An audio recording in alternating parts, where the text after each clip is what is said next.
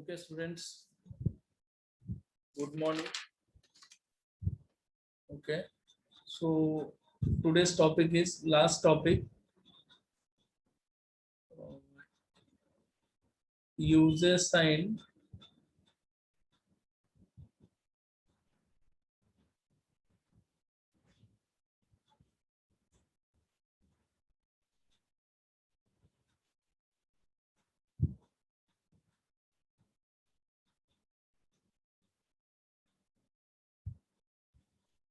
Okay, so today's topic is uses and environmental effect of polyhalogen compounds. Last topic, uses and environmental effect of polyhalogen compounds. So first one, इसमें पॉलीहाइलोजन compounds मतलब डाइहाइलोजन, ट्राइहाइलोजन, टेट्राहाइलोजन, पॉलीहाइलोजन compounds के कुछ uses और उसके environmental effect means disadvantage भी बोल सकते हो। एटमॉस्फेयर के ऊपर क्या इफेक्ट है, ह्यूमन बीइंग्स के ऊपर क्या इफेक्ट है, एनिमल्स के ऊपर क्या इफेक्ट है, ये सब चीजें अपन स्टडी करेंगे इस क्लास में। सो इसमें फर्स्ट ऑफ ऑल आता डाइक्लोरोमीथेन। डाइक्लोरोमीथेन और इसको अपन ऐसे बोल सकते हो methylene methylene chloride. Methylene chloride और इसका फार्मूला है CH2Cl2, right. So this is an dichloromethane. Okay, dichloromethane. So इसके यूजेस क्या है बेटा? यूजेस यूजेस क्या क्या है बताओ। डाइक्लोरोमीथेन जो है, डाइक्लोरोमीथेन और मिथाइलिन क्लोराइड जो है, it is an colorless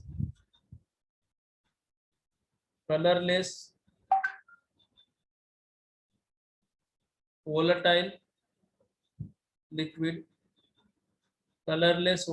liquid, with moderately sweet aroma, sweet smell। मतलब it is a colorless volatile liquid with moderately sweet aroma। next use क्या है इसका बोलो तो, it is used as a solvent for many reactions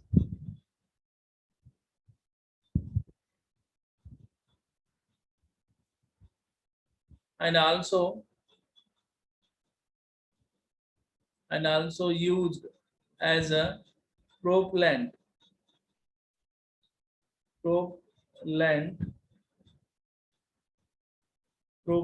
in aerosols।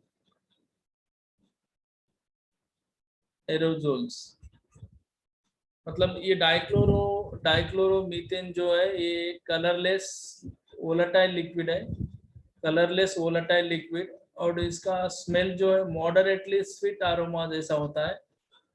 और it is used as a ideal solvent, means so many substances dissolve in it. It has ability to dissolve many solute. That's why it is used as an ideal solvent for many chemical reactions and also used as a propellant in aerosols। propellant in aerosols means किसी भी एक industry में engine को push करने के लिए use करते हैं एक केमिकल, यूज करने वाला एक केमिकल। मतलब it is use to push the engine in industry. For example अभी एक एग्जांपल के इस पे आपको मैं समझाऊंगा कि इंजन में जब आप ग्रीस लगाते हो ना, ग्रीस लुब्रिकेंट, फ्रिक्शन को कम करने के लिए जब आप ग्रीस यूज करते हो फ्री ऑफ मोशन होने के लिए, उसी तरह एक एरोजोल में प्रोपेलेंट को यूज करते हो, राइट। तीसरा यूज है इसका, it is used to caffeinate, decaffeinate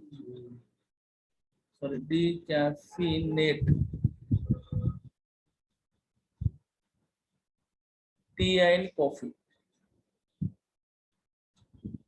tea and coffee, tea और कॉफी में से कैफीन को रिमूव करने के लिए इसको यूज करते हैं. They used to remove caffeine from tea and coffee. Okay. So next, it is also used as a paint remover. Paint remover. So इसके ये यूजेस हो गए बेटा. डाइक्लोरोमीथेन और डाइक्लोरोमीथेन और मिथाइलिन क्लोराइड की यूजेस. कलरलेस वोलेटाइल लिक्विड है. It is use as a solvent बोल के यूज करते हैं मेनी रिएक्शन में. और इसको प्रोपेलेंट बोल के भी यूज करते हैं इन एरोजोल्स. और it is use to decaffeinate tea and coffee. Tea और कॉफी में से कैफीन को रिमूव करने के लिए डाइक्लोरोमीथेन को यूज करते हैं. It is also use as a degreasable means paint remover बोल के यूज कर सकते हो इसको. राइट. सो इसके ये क्या हो गए, ये यूजेस हो गए. सो इफेक्ट क्या है बेटा? Effect environmental effect. अगर ये इन्वायरमेंट के कांटेक्ट में, ह्यूमन बीइंग्स के कांटेक्ट में, एनिमल्स के कांटेक्ट में जब आता है तो क्या प्रॉब्लम होता है? So over exposure to dichloromethane causes. अगर ये ओवर एक्सपोज होता है एटमॉस्फेयर में तो क्या क्या होता है बेटा? डिजीनेस, फैटिग, नाउसिया,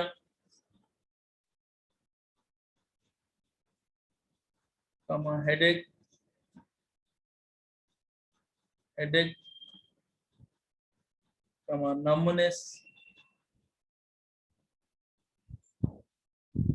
नमनेस और वीकनेस आता है. राइट. मतलब dizziness, over expose to dichloromethylene causes. अगर डाइक्लोरोमिथाइलिन ओवर एक्सपोज होता है, मतलब अपने कांटेक्ट में ओवर एक्सपोज होता है एटमॉस्फेयर में हो या फिर अपने कांटेक्ट में, तो क्या होता है? मतलब डिजीनेस मतलब dizziness means human body balance loss होना, लूज बैलेंस मींस चक्कर आना. Right. Fatigue means mentally tightness. Mentally क्या होना, मेंटली फिजिकली क्या होता है? वो तो टाइटनेस होता है. टाइटनेस आना. राइट. नासिया बोले तो सेंसलेस हो जाना. सेंसलेस मतलब फीलिंगलेस होना. हेडेक तो मालूम है आपको. Numbness means feelingless. Nausea means vomiting होना. मरमर कर वॉमिटिंग. और ये नमनेस मीन्स सेंसलेस और फीलिंगलेस. टेस्टलेस भी बोल सकते हो. और उसी ये सब चीजें की वजह से वीकनेस आ जाता है, मतलब एकदम वीक लगने लगता है. राइट. सो ये है. अगर ओवर एक्सपोज होता है डाइक्लोरोमिथाइलिन ओवर एक्सपोज जब होता है तो क्या क्या होता है? Dizziness, fatigue, nausea, headache, numbness, weakness. Dizziness means body balance loose होना, चक्कर आना. Fatigue means mentally physically tightness feel होना. नासिया मीन्स वॉमिटिंग वॉमिटिंग आए वैसा होना, वॉमिटिंग होना, फिर वैसा मलमल करना. हेडेक सर दर्द देना. नमनेस सेंसलेस हो जाना, फीलिंगलेस हो जाना. और वीकनेस मीन्स मतलब आपको पता है वीकनेस बोले तो क्या. राइट. ये सारे इफेक्ट है इसके. पहला दूसरा दूसरा है it is highly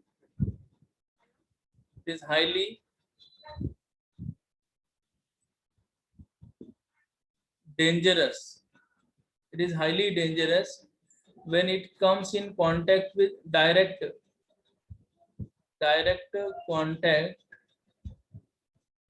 contact with ice. It damages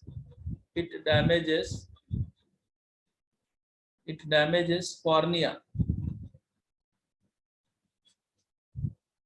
ये दो इंपॉर्टेंट इफेक्ट है इसके. अगर ये ओवर एक्सपोज होता है तो dizziness, फैटिक, Nasiya, headache, numbness, weakness, ये सारी चीजें होती है.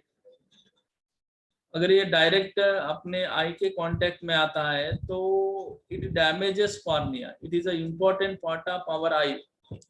कॉर्निया डैमेज कर सकता है. ये है इसका uses and environmental effect. Okay, so उसके बाद में नेक्स्ट टॉपिक अपना,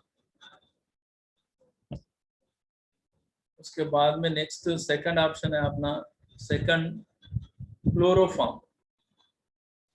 क्लोरोफॉर्म या फिर इसको ट्राइक्लोरोमीथेन बोलते हैं.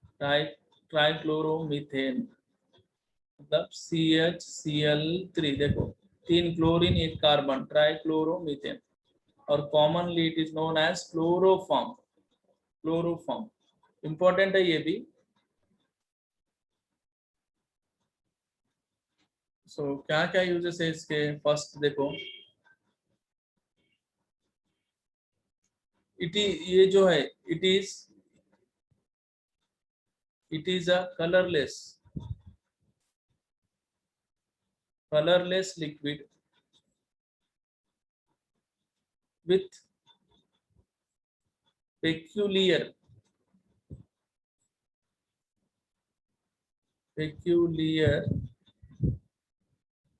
Sweet smell. ये कलरलेस लिक्विड है और स्वीट स्मेल आता है इसका. Generally it is used to prepare chlorofluorocarbons. It is used to prepare chlorofluorocarbons, CFC मतलब फ्रीऑन्स. क्लोरोफ्लोरोकार्बन को फ्रीऑन्स बोलते हैं. फ्रीऑन्स मैन्युफैक्चरिंग में क्लोरोफॉर्म को यूज किया जाता है. फॉर एग्जांपल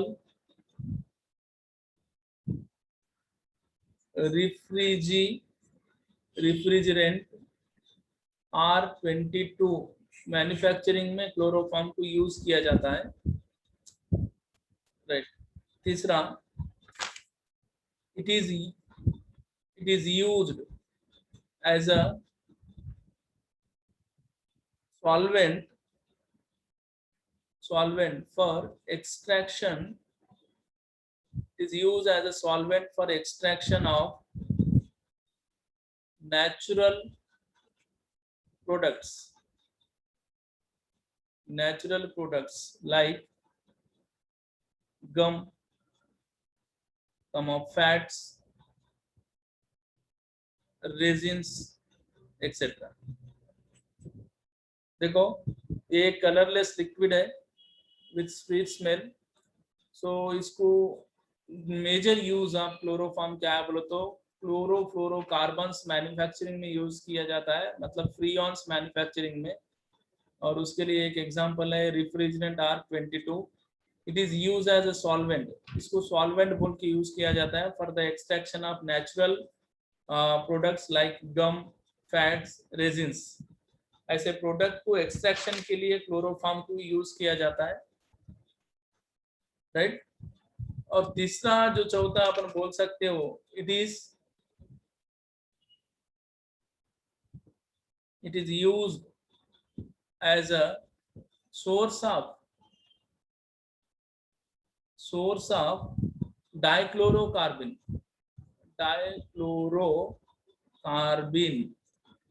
मतलब CCl2, it is an dichlorocarbon, it is an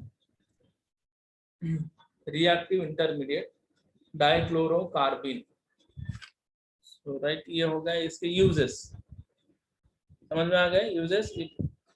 chlorofluorocarbon manufacturing में यूज किया जाता है, सॉल्वेंट बोल के यूज किया जाता है, और it is a source for dichlorocarbene, right. So इसके इफेक्ट क्या होते हैं देखेंगे। इफेक्ट, इन्वायरमेंटल इफेक्ट क्या होते हैं, मतलब ये अगर क्लोरोफॉर्म कांटेक्ट में आता है तो क्या प्रॉब्लम होती है। So it causes depression, important point है।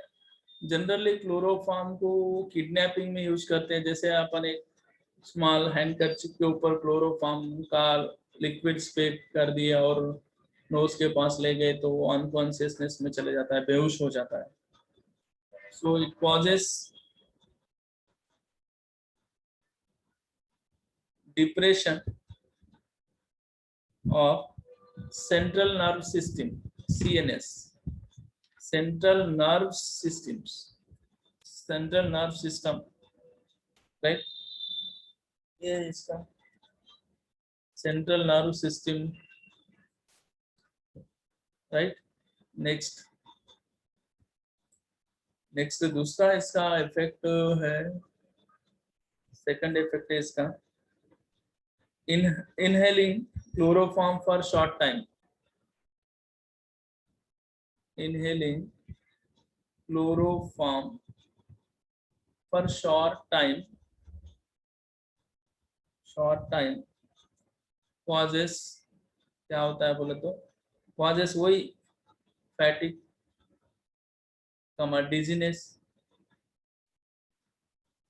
dizziness and headache,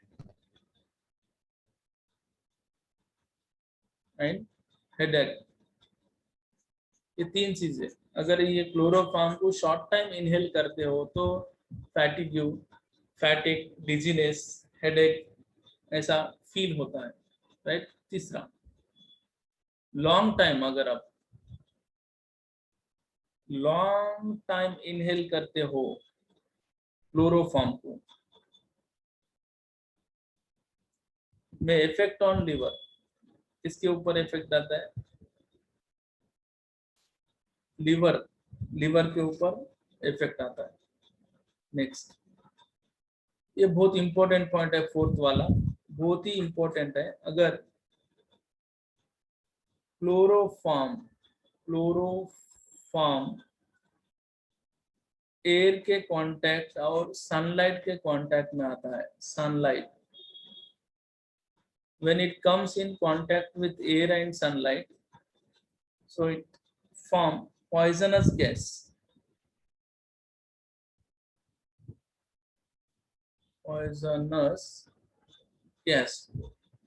that is phosgene। कौन सा, phosgene इंपॉर्टेंट है बेटा, इसलिए बता रहा हूँ। क्लोरोफॉर्म अगर क्लोरोफॉर्म एयर और सनलाइट के कांटेक्ट में जब भी आता है तो वो पॉइजनस गैस में कन्वर्ट होता है, दैट इज पॉइजन में कन्वर्ट हो जाता है। इसीलिए क्लोरोफॉर्म को स्टोर कहाँ पे करते हैं, वो तो stored in dark coloured air tight bottles में स्टोर किया जाता है। बात सुनो मेरी, क्लोरोफॉर्म एयर के कांटेक्ट में आने के बाद ऑक्सीडाइज होके poisonous gas that is poison में कन्वर्ट हो जाता है। इसलिए क्लोरोफॉर्म को dark coloured air tight bottles में स्टोर किया जाता है, राइट।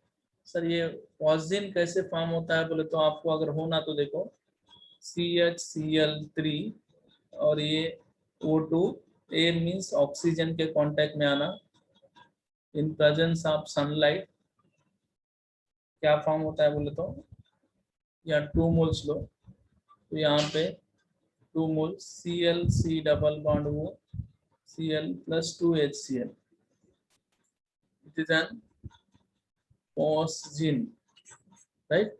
सो ये हो गया, मतलब क्लोरोफॉर्म। क्लियर है ना, ये हो गए इसके इफेक्ट्स।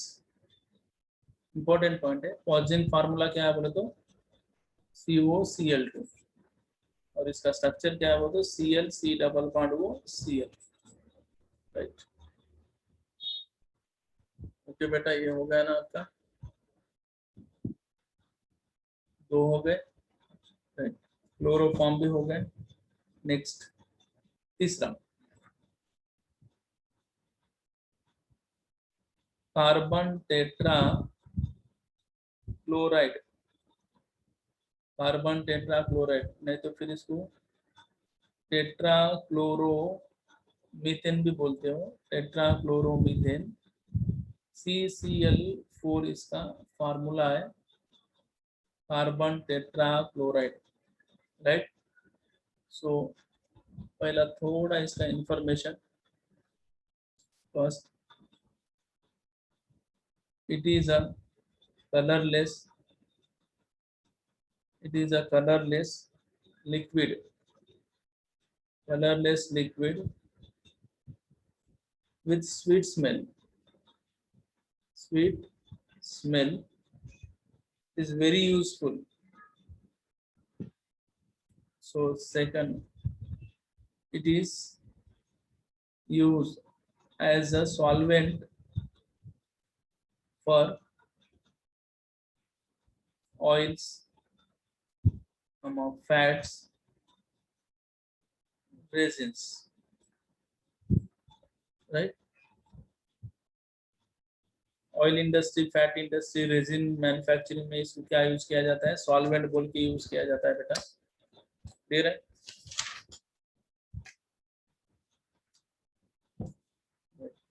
सो नेक्स्ट जो है, it is used as a source of chlorine. Important point है, it is used as a source of chlorine, मतलब CCl4 is a main source of chlorine. Next,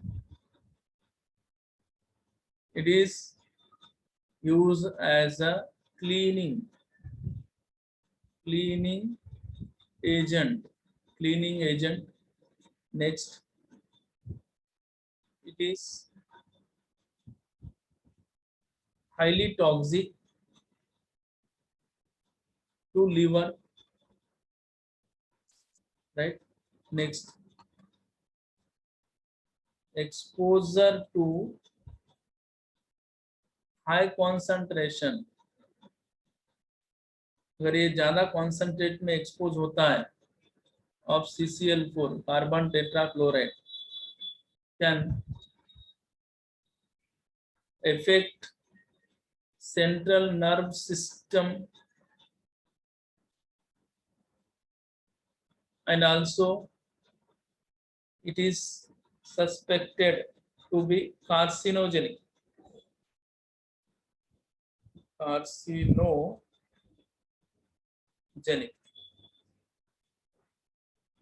देखो, it is used as a source of chlorine, it is used as a cleaning agent, it is highly toxic to liver, इसके वजह से liver damage हो सकता है, और ये high concentration में जब एक्सपोज होता है तो सेंट्रल नर्व सिस्टम डैमेज हो सकता है, उसके ऊपर इसका इफेक्ट ज्यादा होता है, और ये क्या बोलते हैं, कार्सिनोजेनिक, मतलब cancer causing agent, cancer causing substance भी है ये, कैंसर भी हो सकता है, राइट।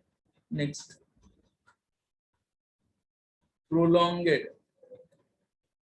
प्रोलॉन्ग्ड एक्सपोजर, अगर ये लॉन्ग टाइम तक एक्सपोजर होता है तो मे कॉजेस डेथ, फाइनली डेथ ही होता है, मतलब कंटिन्यू अगर इसके कांटेक्ट में रहते हैं अपन कार्बन टेट्रा क्लोराइड, हाँ, वो भी हाईली कॉन्सेंट्रेटेड में, तो फाइनली डेथ हो जाता है। So it is a greenhouse gas, जैसे कि carbon dioxide, nitrogen dioxide, sulphur dioxide, ये जो है ग्रीन हाउस गैसेस। उसी तरह CCl4 also consider as a greenhouse gas, right. ये हो गया तीसरा। नेक्स्ट फोर्थ वन बेटा, फोर्थ वन, फोर्थ पॉइंट है अपना आइडोफार्म। आप सबको पता है आइडोफार्म, हॉस्पिटल में जाते हो ना, आइडोफार्म जैसा क्लोरोफार्म था उसी तरह है आइडोफार्म है। और इसको ट्राई आइडो, ट्राई आइडो मीथेन बोलते हो। ट्राई आइडो मीथेन मतलब क्लोरोफार्म का जो फार्मूला था वही आइडोफार्म। बस कुछ नहीं है। ये जो है it is a yellow crystalline, yellow crystalline substance.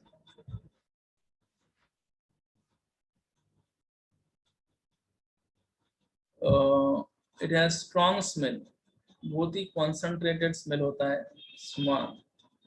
इसमें strong smell, disagreeable smell, right. और जनरली इसका यूज क्या होता है आप सबको पता है, ड्रेसिंग ऑफ वुंड्स, मतलब जहां पर भी आपको मार लगता है तो वहां पर जो भी आइडोफॉर्म डाल के उसको बैंडेज वगैरह लगाते हो, मतलब ड्रेसिंग ऑफ वुंड्स यूज किया जाता है। और इसका यूज भी लिमिटेड है। तो इसके इफेक्ट क्या है बोले तो it causes irritation, it causes irritation to skin। ये अगर ज्यादा कांटेक्ट में यूज करते हो तो स्किन इरिटेट होता है, skin and I. It may causes respiratory irritation, breathing difficulty आती है, ब्रीथिंग डिफिकल्टी, राइट। और सेम थिंग डिजीनेस, चक्कर आना, Nasiya, vomiting, depression of CNS, depression of CNS long time तक होता है तो, राइट। ये सारे आइडोफॉर्म के इफेक्ट है।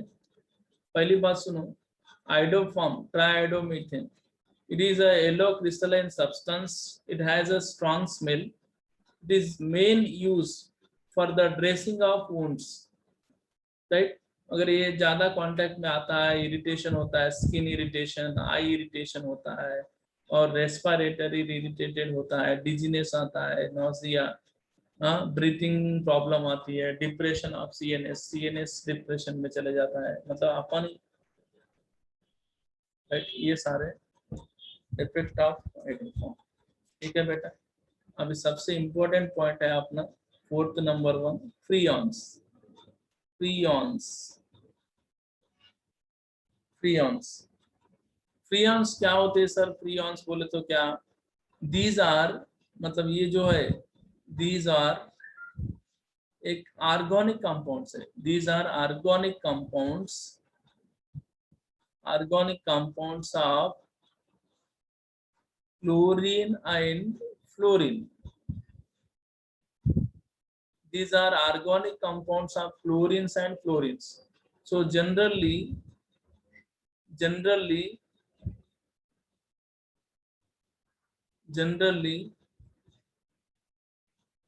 freons are called chlorofluorocarbons, CFCs। ये बात याद रख लो, क्लोरोफ्लोरोकार्बन्स। बस व्हाट आर फ्रीऑन्स बोले तो freons are organic compounds of chlorine and fluorine, generally they are known as chlorofluorocarbons, right. समझ में आ गई बात। तो फिर सर एग्जांपल क्या है, तो मोस्ट फ्रीऑन जो है, मोस्ट कॉमन फ्रीऑन्स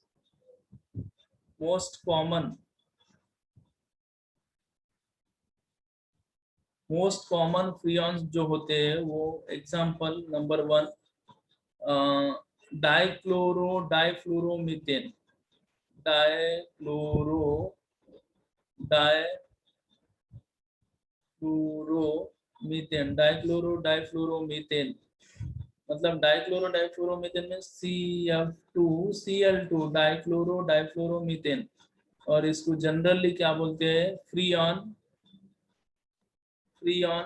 12 नाम है इसके।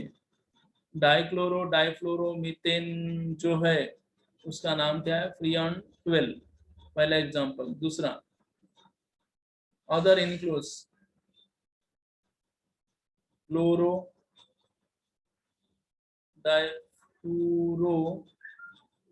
डाइफ्लोरोमीथेन,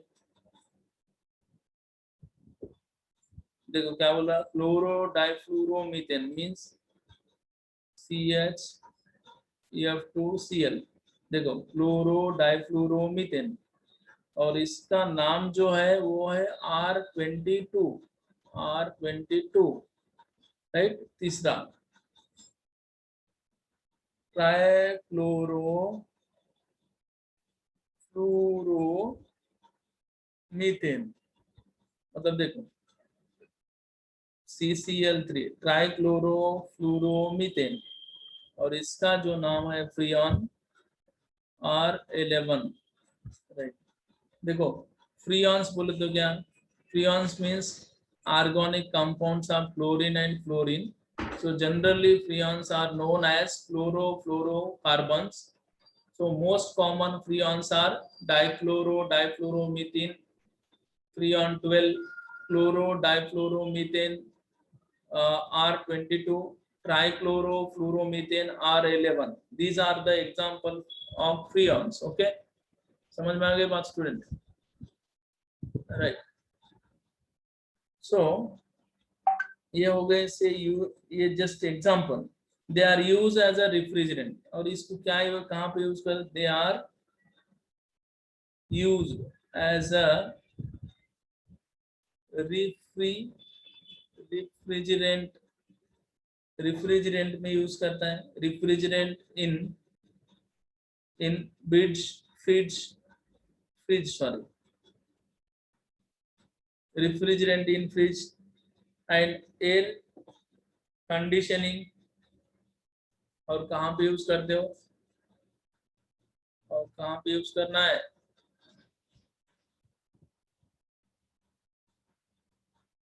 air conditioning,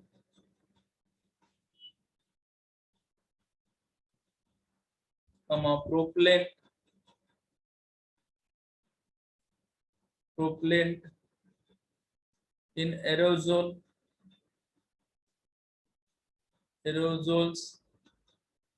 and also use as a solvent, right। ये यूज हो गया इसका। Next they are used as a blowing agent in making foams,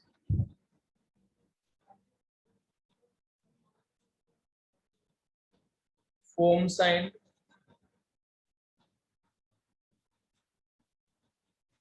packing materials, foams and packing material में इसको यूज किया जाता है। Next chlorofluorocarbons CFC, chlorofluorocarbons are responsible chlorofluorocarbons are responsible for ozone depletion, सबसे इसका डिसएडवांटेज है, causes effect बोल सकते हो इसका, सबसे डेंजरस इफेक्ट है। Chlorofluorocarbons are responsible for ozone depletion. Ozone depletion कहाँ पे ओजोन कहाँ पे रहता है, कौन से स्फीयर में पॉसिबल है? इन स्ट्रेटोस्फियर। स्ट्रेटोस्फियर एटमॉस्फेयर में ऐसे एटमॉस्फेयर में स्फीयर्स होते हैं ना, troposphere, stratosphere, mesosphere, ionosphere, thermosphere, इस तरह। तो सेकंड स्फीयर स्ट्रेटोस्फीयर, तो वहां पे ओजोन होता है। वहां पर ये मेन इसका इफेक्ट क्या है, अगर क्लोरोफ्लोरोकार्बन्स ज्यादा क्वांटिटी में अगर एटमॉस्फेयर में रिलीज होते हैं तो वो सीधा जाके किसको डिप्लेट करते हैं? ओजोन को डिप्लेशन करते हैं। और आपको पता है सन से जो आने वाले रेडिएशन है, ultra UV light, ultraviolet radiation को ये ओजोन लेयर प्रोटेक्ट, मतलब वहीं पे रुका देता है और आपके ऊपर आने नहीं देता। अल्ट्रा वायलेट रेडिएशन, अगर ये अल्ट्रा वायलेट रेडिएशन आपके ऊपर आते हैं और ह्यूमन बींग्स एनिमल्स के कांटेक्ट में आते हैं तो स्किन कैंसर होता है, हाईली डेंजरस होते हैं ये। तो इसको जैसे अम्ब्रेला आपको बारिश से प्रोटेक्ट करता है, उसी तरह यूवी लाइट से आप हम सभी को, लिविंग बीइंग्स को ये प्रोटेक्ट करता है। ओजोन अम्ब्रेला की तरह एक्ट होता है, right. So regular large inhalation of freons result in breathing problem। अगर आप freons को कंटिन्यू इनहेल करते हो तो ब्रीथिंग प्रॉब्लम्स और आर्गन्स क्या होते हैं? डैमेजेस होते हैं। आर्गन्स क्या होते हैं? डैमेजेस, लूज होना, लॉस ऑफ कॉन्शियसनेस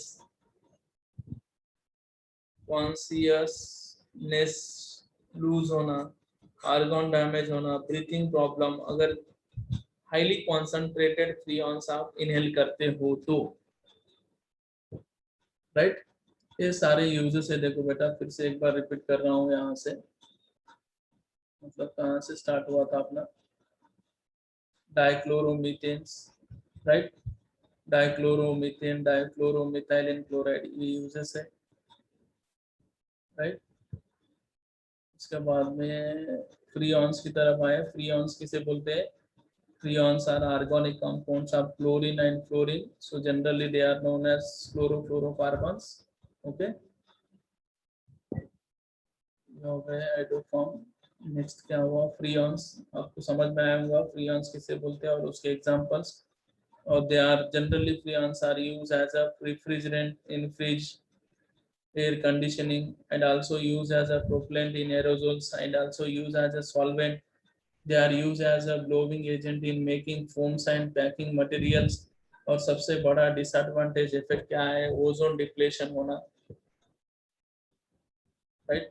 कार्सिनोजेनिक है, ब्रीथिंग प्रॉब्लम आ सकता है फ्रीऑन्स, ठीक है ना। तो नेक्स्ट जो पॉइंट है अपना, एक क्वेश्चन ऐसे पूछ सकता है आपको, तो एक क्वेश्चन ऐसे पूछ सकता है, पूछ ही लेंगे ना question. So how do CFC chlorofluorocarbons means freon destroy the ozone layer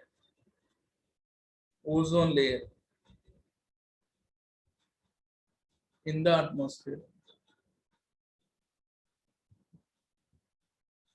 बस कुछ नहीं, 3 स्टेप में ये हो सकता है बेटा। पहला क्या होता है बोले तो, आंसर देखो क्या होता है बोले तो, अभी देखो यहाँ पर जो हो रहा है ना, यहाँ पर अर्थ है, ये एक स्फीयर और ये एक स्फीयर, ऐसे अर्थ, ये पूरा अर्थ है। ये जो है ट्रोपोस्फीयर होता है, ट्रोपोस्फीयर।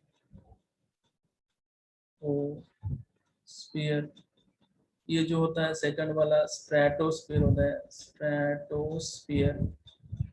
तो यहाँ पर होता है ओजोन लेयर। ये पूरा अर्थ को राउंड अप करके ये जो है ये ओजोन लेयर है, ओजोन लेयर, राइट। ये ओजोन लेयर होता है, सेकंड लेयर। तो ओजोन लेयर होता है। तो ये ओजोन लेयर में क्या होता है, when ultraviolet radiations sticks CFS molecule in the upper atmosphere, the carbon chlorine bond breaks। मतलब यहाँ पर क्या होता है, सन है, सन से क्या आते हैं यहाँ पर, UV लाइट रेडिएशंस। मतलब सन के पास से क्या आते हैं, अल्ट्रावायलेट रेडिएशंस, UV रेडिएशंस। जब कहाँ पर आते हैं, CF chlorofluorocarbons molecule in the upper atmosphere तक। तो क्या होता है, फॉर एग्जांपल CFCl3 है अपना, ये क्लोरोफ्लोरोकार्बन फ्रीऑन है, इसके कांटेक्ट में क्या आ रहा है, यूवी रेडिएशन। तो यहाँ से सीधा सीधा क्या होता है बोले तो, पहले स्टेप में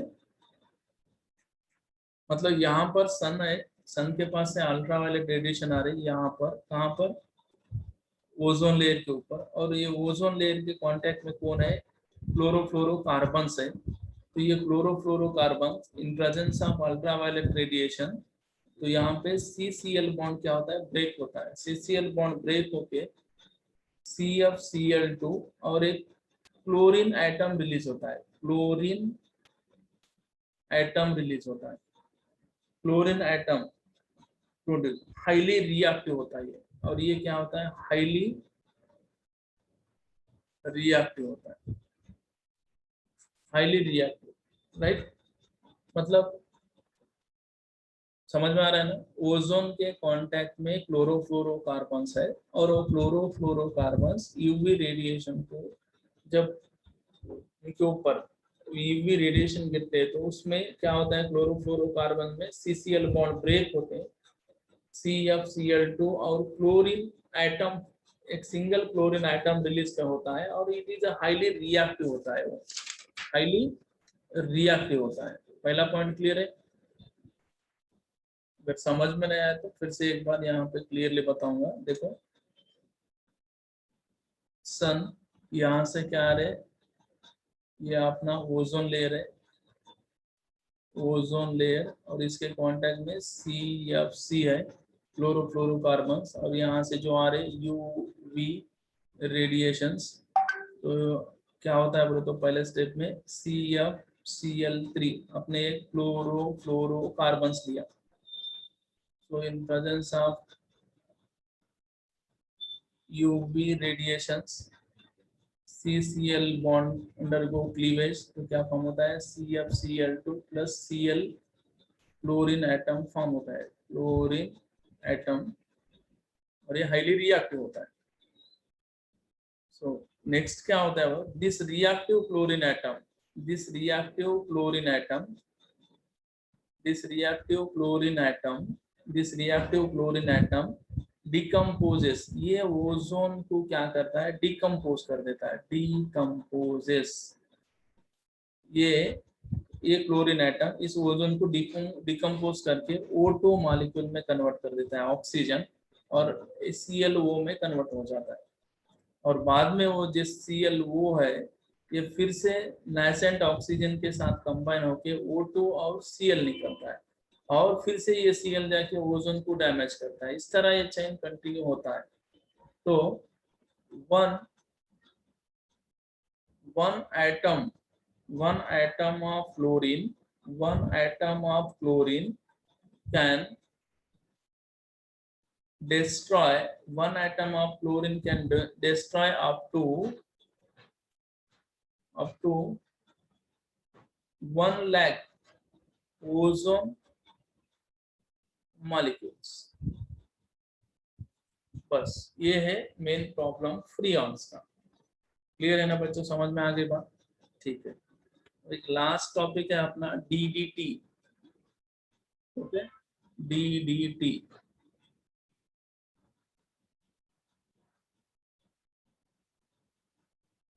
right.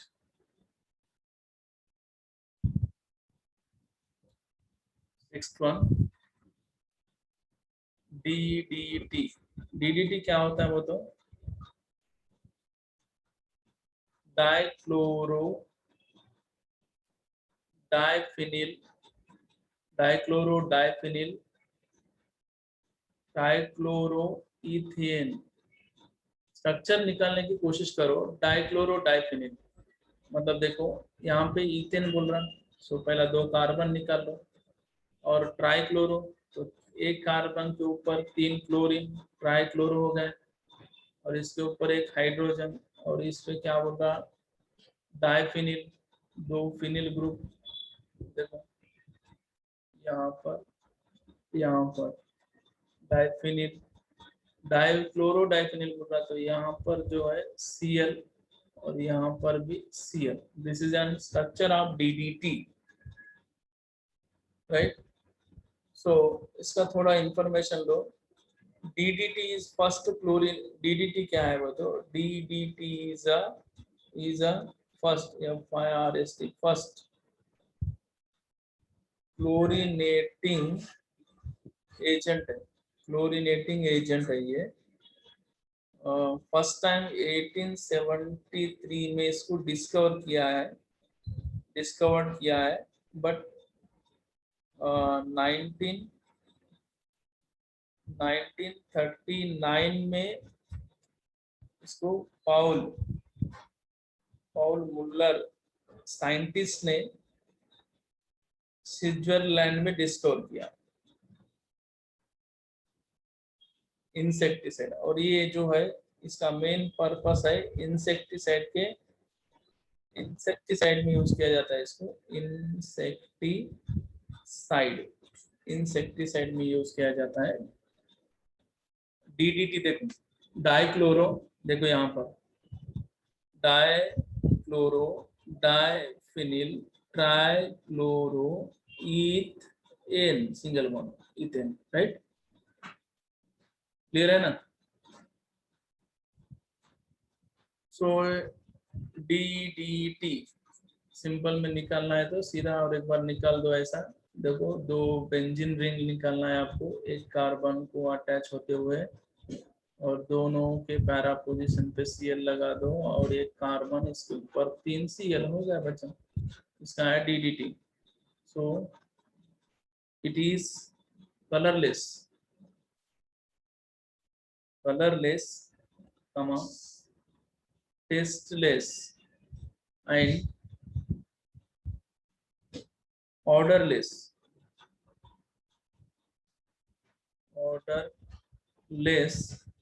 crystalline compound having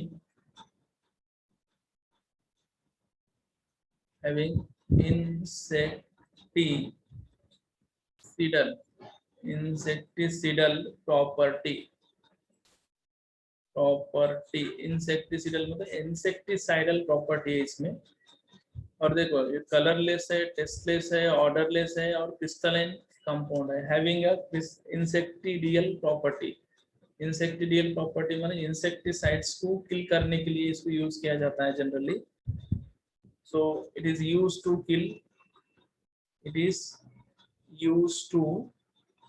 kill such as house fly, mosquitoes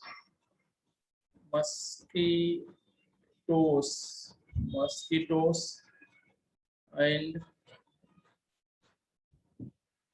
body lice।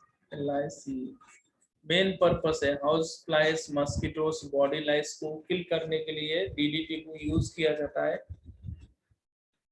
So next, it is also used for controlling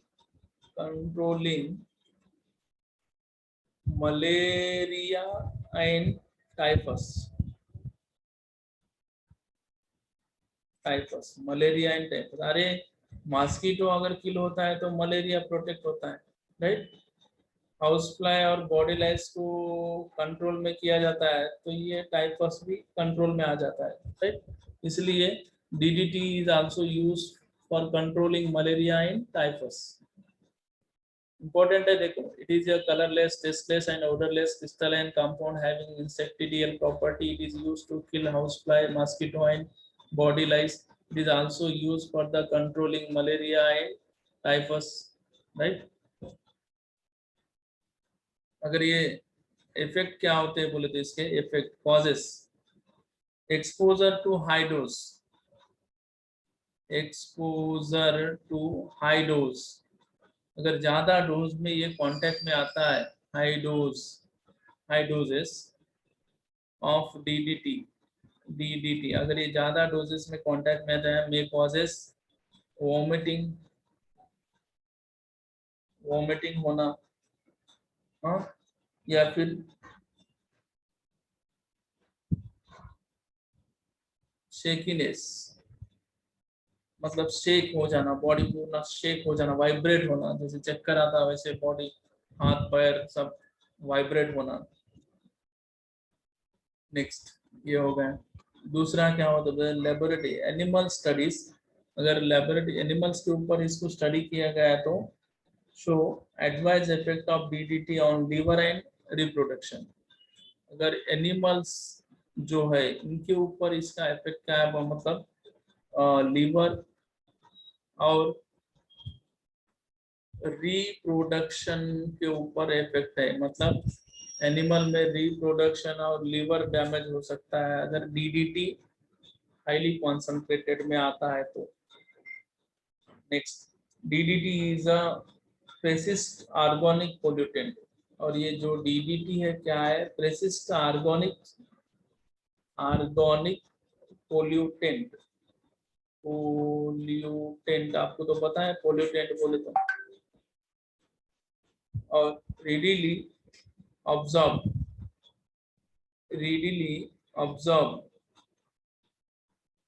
in, जल्दी से ऑब्जर्व होता है soils and tends to accumulate in the ecosystem. Easily observe होता है और observe tend to accumulate in the ecosystem, वही का वही इकोसिस्टम में एंटर हो जाता है, राइट.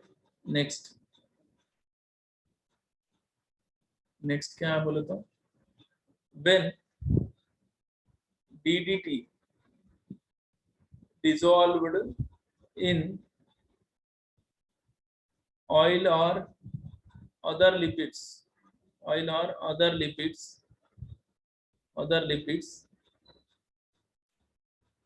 it is readily, मतलब जल्दी से absorbed by the skin, right. Next, it is resistant to metabolism,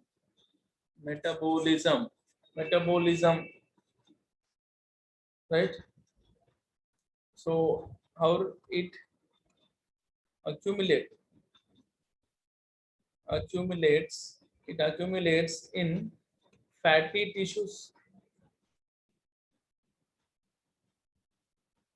There is, so ये क्या होता है बोलते हैं, सॉइल में, मतलब कहीं पर भी अगर एंटर हो जाता है तो वैसे निकलता ही नहीं. और ये जल्दी से ऑयल लिपिड्स में जल्दी से ऑब्जॉर्ब हो जाता है, और जहाँ पे ऑब्जॉर्ब होता है वहीं पे वो लॉन्ग टाइम रुक जाता है. और मेटाबॉलिज्म एक्टिविटी रेसिस्ट कर देता है, जो भी अपने बॉडी में जो भी मेटाबॉलिज्म प्रक्रिया होती है वो पूरा स्टॉप हो जाता है और ये फैटी टिश्यूज में एक्यूमुलेट होता है. इसलिए इसको क्या कर दिया, बैन कर दिया. It is an, so there is a ban on use of ban on use of DDT, due to all this adverse effect. मतलब कौन से इफेक्ट, अगर ये अपने कांटेक्ट में आता है तो वॉमिटिंग होना, बॉडी शेक होना, और एनिमल्स के ऊपर लीवर और रिप्रोडक्शन में प्रॉब्लम आना, और दूसरी बात है ऑर्गेनिक पोल्यूटेंट बोल के एक्ट होना, सॉइल में ऑब्जॉर्ब होना और इकोसिस्टम में अक्यूमुलेट हो जाना, ऑयल और लिपिड में ऑब्जॉर्ब होना, स्किन थ्रू स्किन में ऑब्जॉर्ब होना, और मेटाबॉलिज्म को रेसिस्ट करना, फैटी टिश्यूज में अक्यूमुलेट होना, ये सारे रीजन की वजह से द यूज ऑफ DDT क्या हो गया, बैन हो गया. Okay, so these are the effect and uses and effect of some polyhalogen compounds. Okay friends, ये होगा आपका uses and